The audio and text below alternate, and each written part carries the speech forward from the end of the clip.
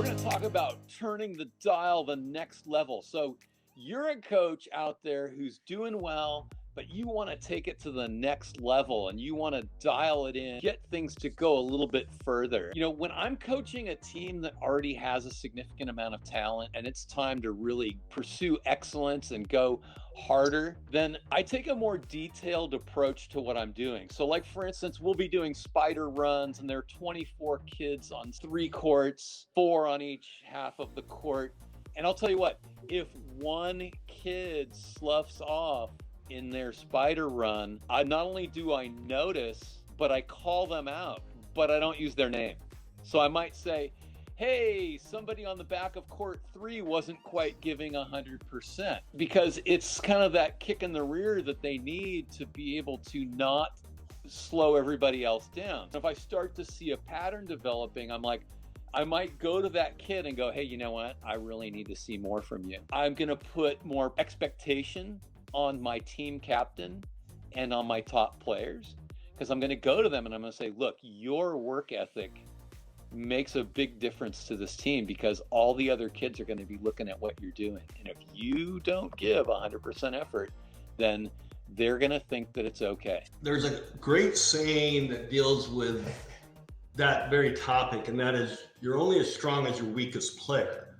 And if your top 10 players or 7 players make up your varsity, that 7th player or that 10th player is really going to define your strength, because if they're weak, then they're not pushing that next player and that next player and that next player, the trickle up theory or whatever you want to call it.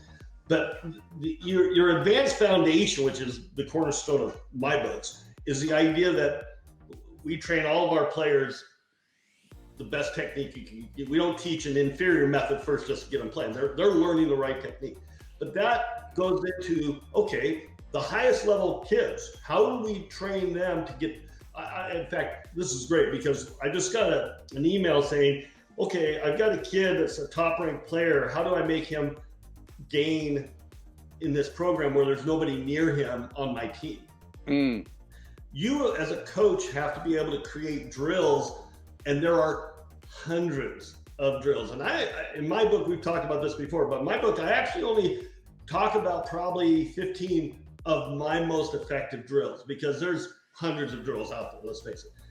But there are ways you can train a top, and I've had the #1 kid in the country on my high school team. And yet she came to every practice. And we trained her. We didn't treat her differently, but we did train her so that she was getting something very valuable to her, even though we didn't have a player who could, say, rally with her or compete with her. There are still ways you can treat those top level players so they are working their butts off. So that balance of that top level player that I just talked, or the bottom level player who's you're only as strong as your weakest player, and then you have this high level player.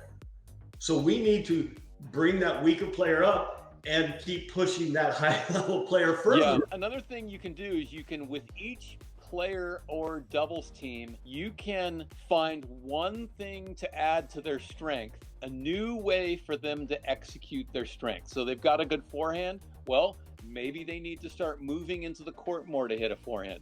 Maybe they need to be able to hit their forehand more deeply to the other corner. Maybe they need to be able to mix up the spins they hit on. So find something to take their strength to a new level, and find their relative weakness and bolster that. Find a way for them to make fewer errors or be more accurate with it, or whatever it needs. If with each player you have one strength and one weakness that you can work on over the season, that's manageable, but you're not going to retool their whole game. No. That's ridiculous, right? No. And then I'll give you one quick example. I was teaching my doubles teams how to do the return of serve poach. The returner who sees, once the returning team sees that the server is going to hit the ball cross court again, right, on that first shot, then the returner's partner comes and poaches that, and then there's a switch that happens automatically.